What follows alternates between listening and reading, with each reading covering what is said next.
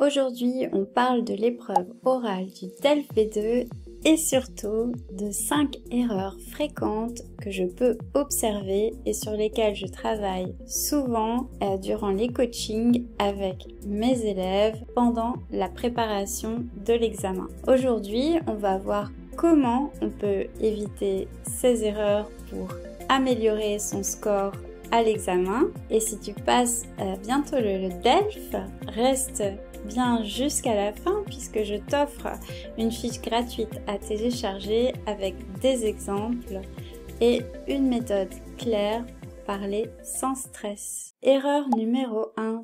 Le stress qui bloque tout dès la première question.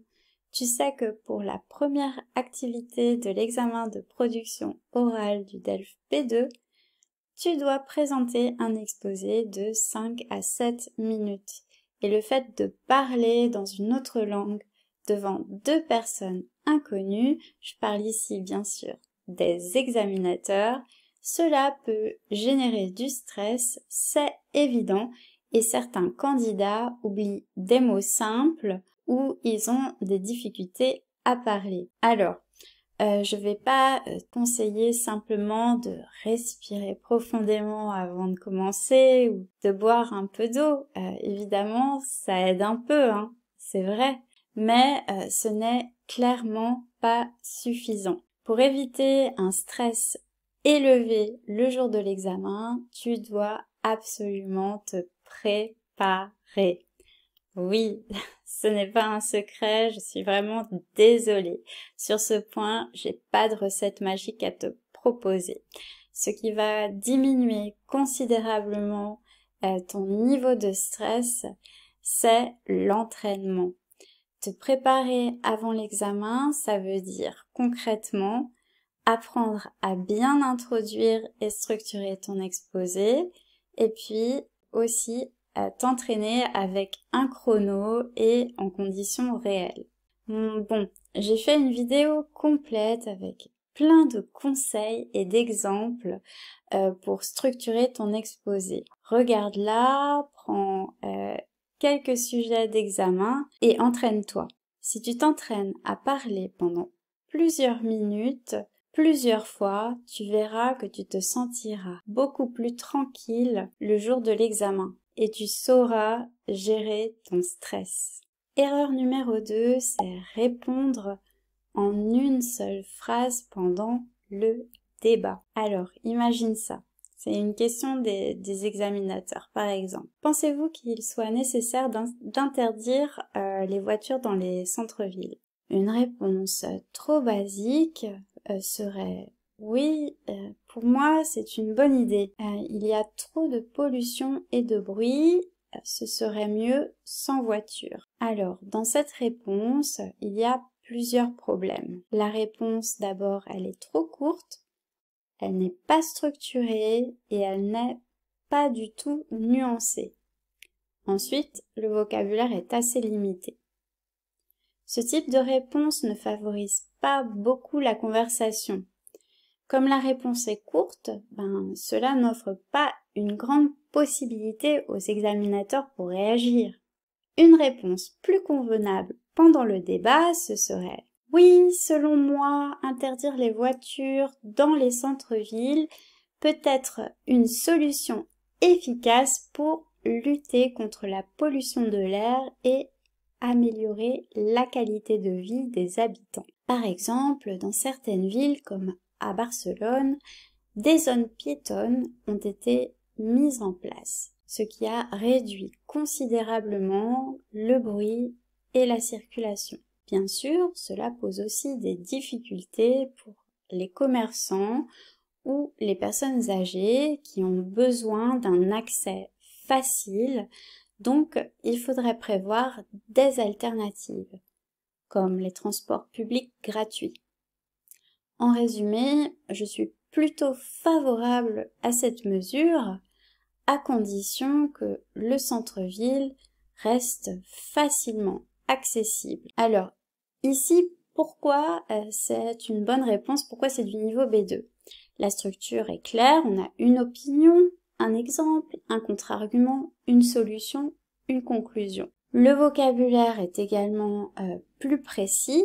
Par exemple, on peut noter la pollution de l'air, la qualité de vie, les zones piétonnes. L'opinion personnelle est suivie d'une nuance.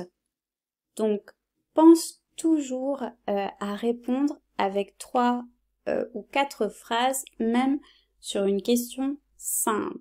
L'erreur numéro 3, c'est un discours sans structure claire ni progression logique.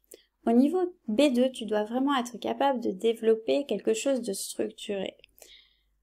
Beaucoup de candidats passent d'une idée à une autre sans transition ou sans relation logique. Ou alors, ils mélangent les arguments et les exemples de manière assez confuse. Utilise un plan clair et cohérent dès les premières secondes de ta prise de parole. Par exemple, dans ton introduction, tout d'abord, je présenterai les avantages de cette mesure, puis j'évoquerai les limites existantes et enfin, je donnerai mon point de vue personnel avec un exemple concret. Les examinateurs ne cherchent pas la perfection, d'accord? Ils veulent voir que tu es capable de structurer ton discours de manière logique, comme on le ferait dans une discussion formelle. Pense à utiliser des connecteurs logiques pour guider ton auditeur. Par exemple, pour introduire, tu peux utiliser premièrement, tout d'abord, pour illustrer, par exemple, notamment, c'est le cas de, pour nuancer, cependant, pourtant, néanmoins, pour conclure, en conclusion, en résumé ou tout simplement pour finir. Ce n'est pas un TED Talk que l'on te demande, mais c'est quand même plus qu'une simple conversation. C'est une argumentation organisée avec des idées développées et des exemples. Erreur numéro 4, utilisez toujours les mêmes mots imprécis. Voici le podium des mots à éviter. Chose bien importante. Ce sont des mots trop imprécis et à partir du niveau B2, tu dois être capable de t'exprimer avec beaucoup plus de clarté et de précision. Pour te donner des exemples, à la place de « c'est une chose positive », tu peux dire par exemple « c'est une opportunité, c'est une solution intéressante, c'est bien pour les jeunes », c'est enrichissant pour les jeunes. C'est un sujet important. Au lieu de ça, tu peux dire c'est un sujet déterminant. Tu peux apprendre des expressions utiles pour mieux parler sans te compliquer la vie. J'ai aussi fait une vidéo à ce sujet, donc tu peux la regarder si tu en as besoin. Je te donne beaucoup d'alternatives et d'exemples pour enrichir ton vocabulaire. L'erreur numéro 5, c'est oublier les exemples. Tu dois montrer que tu peux illustrer tes idées, tes arguments, et ça, c'est valable à l'écrit comme à l'oral pour l'examen. Illustrer ton argumentation par des exemples, ça reste un point fondamental pour réussir à convaincre. Si pour toi, c'est difficile de trouver des exemples, je te donne 5 pistes pour les trouver. Réfléchis bien à tes expériences personnelles, aux expériences de ton entourage, à ce que tu as vu ou lu dans les médias, sur les réseaux sociaux, à ce qu'il se passe dans ta ville ou dans ton pays, si tu peux comparer avec le passé ou si tu peux comparer entre ton pays d'origine et la France, par exemple. Au lieu de dire « je suis favorable au télétravail », pour te donner un exemple, dis plutôt je suis pour le télétravail car dans mon cas, ça me permet de mieux gérer mon emploi du temps. Par exemple, je peux étudier mon français le matin et travailler l'après-midi. Voilà, ces 5 erreurs sont vraiment très fréquentes. Elles peuvent être faciles à éviter si tu t'y prépares bien. Pour t'aider, j'ai créé une fiche à télécharger. Organise ton discours à l'oral et parle avec impact. Une fiche méthode pour organiser ta réponse, plus des phrases toutes prêtes à utiliser à l'oral. Le lien est juste en dessous dans la description.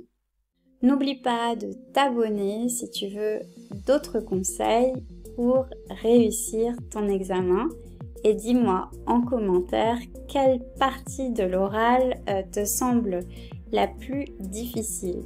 À très bientôt pour une nouvelle vidéo et bon courage à toi si tu passes ton DELF B2. Ciao ciao!